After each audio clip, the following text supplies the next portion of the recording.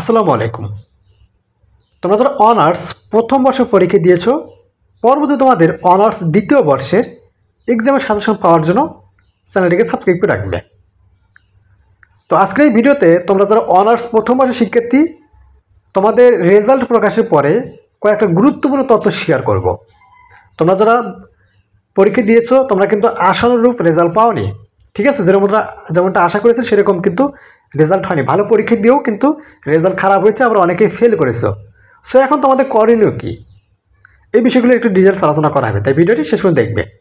আর তোমাদের কোনো কিছু বুঝতে অসুবিধা হলে তোমরা স্ক্রিনে দেখতে পাচ্ছ আমার হোয়াটসঅ্যাপ নম্বর দেওয়া আছে, আমাদের এই হোয়াটসঅ্যাপ নম্বরে যোগাযোগ করবে, আমরা তোমাদের সাহায্য করবো। তো চলো শুরু করি আজকের এই ভিডিওটি। দেখো, তোমাদের এখানে জাতীয় বিশ্ববিদ্যালয়ের অনার্স প্রথম বর্ষে তোমাদের কিন্তু অনেক শিক্ষার্থী দেখা গেছে কি এবছর অনেক ভালো পরীক্ষা দিয়েছো, কিন্তু পরীক্ষা দেওয়ার পরেও তোমরা রেজাল্ট খারাপ করেছো। বা অনেকে দেখা গেছে যে ভালো পরীক্ষা দেওয়ার পরেও তুমি রোল, রেজিস্ট্রেশন নাম্বার সব কিছু সঠিকভাবে লেখার পরেও তারপরেও তোমার পরীক্ষায় ওই সাবজেক্টে ফেল এসেছে বা অ্যাবসেন্ট ধরেছে। সো এইগুলো থেকে বাঁচার উপায় কী করতে হবে? তোমাদের এখানে তোমরা জানো যে জাতীয় বিশ্ববিদ্যালয়ের রেজাল্ট প্রকাশের পরে বোর্ড চ্যালেঞ্জের একটা সুযোগ দেয়, ঠিক আছে? আমি কিন্তু আমার পার্সোনাল অপিনিয়নটা শেয়ার করতেছি তোমাদের সাথে, ঠিক আছে? তো ভিডিওর মাঝখানে আমি আবার বলবো, পরবর্তীতে অনার্স দ্বিতীয় বর্ষের সাজেশন পাওয়ার জন্য অবশ্যই চ্যানেলটিকে সাবস্ক্রাইব করে রাখবে। তো তোমাদের বোর্ড চ্যালেঞ্জের একটা সুযোগ দিবে, অনার্স প্রথম বর্ষের বোর্ড চ্যালেঞ্জের একটা সুযোগ দিবে। তো এখানে তোমরা কিন্তু বোর্ড চ্যালেঞ্জ করতে পারবে, কিন্তু এখানে বোর্ড চ্যালেঞ্জ করার আগে তোমাকে কয়েকটা বিষয় খেয়াল রাখতে হবে।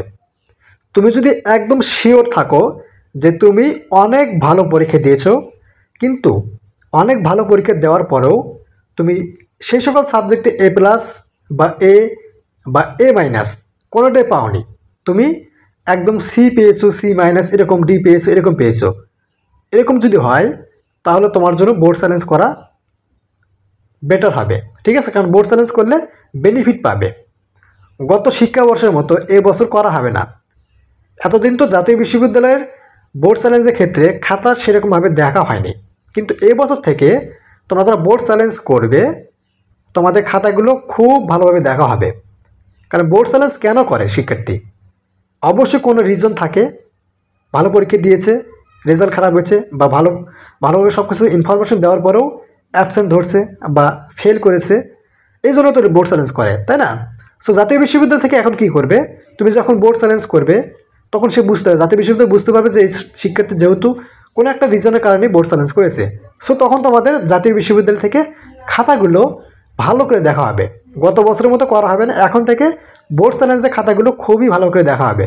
সো তোমার যদি এরকম কোনো প্রবলেম থাকে যে তুমি খুবই ভালো পরীক্ষা দিয়েছো, কিন্তু পরীক্ষা দেওয়ার পরেও তোমার রেজাল্ট খারাপ এসেছে, সেক্ষেত্রে তুমি বোর্ড চ্যালেঞ্জ করতে পারো। কিন্তু তোমাকে এখানে শিওর হতে হবে যে তুমি আসলে ভালো পরীক্ষা দিয়েছো নাকি, এই বিষয়টি শিওর থেকেই তোমার সাথে বোর্ড চ্যালেঞ্জ করতে হবে। কারণ বোর্ড চ্যালেঞ্জ করতে গেলে দেখা যায় যে অনেক টাকার প্রয়োজন হয়, ঠিক আছে? সো টাকা তো এমনিতে নষ্ট করা যাবে না।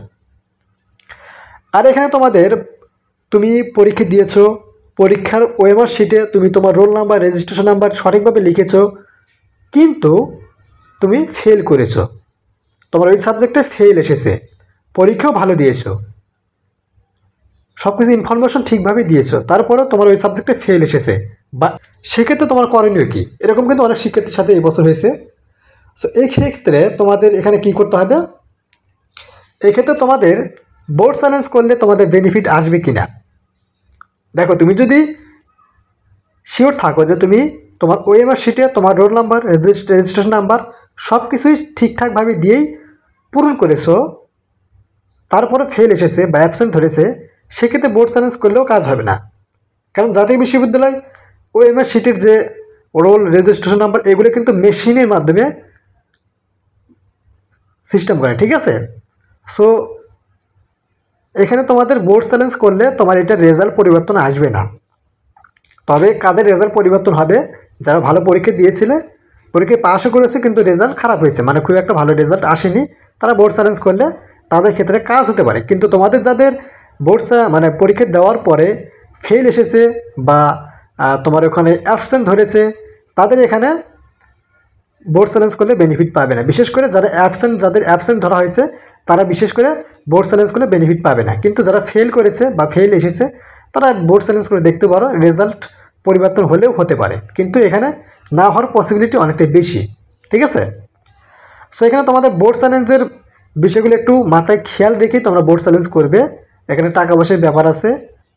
ঠিক আছে, সো এমনিতে টাকা পয়সা নষ্ট করা যাবে না। তোমাদের সামনে আরও ভালো কেরিয়ার অপেক্ষা করতেছে। তোমরা যারা রেজাল্ট খারাপ করেছো, তোমরা যদি বোর্ড চ্যালেঞ্জ করতে চাও বোর্ড চ্যালেঞ্জ করবে। আর যদি যারা ফেল করেছো তারা যদি বোর্ড চ্যালেঞ্জ করতে না চাও, না করাটাই বেটার। তোমরা ওই যে সাবজেক্টে ফেল করেছো বা যে সাবজেক্টে তোমাকে অ্যাবসেন্ট ধরা হয়েছে, ওই সাবজেক্টে তোমার জুনিয়র ব্যাচ যারা রয়েছে, অনার্স ফার্স্ট ইয়ারে যারা রানিং, তাদের সাথে তুমি ফর্ম ফিল আপ করে ওই 2-1টা সাবজেক্টে পরীক্ষা দিয়ে তুমি পাস করো। এটাই তোমার জন্য বেটার হবে।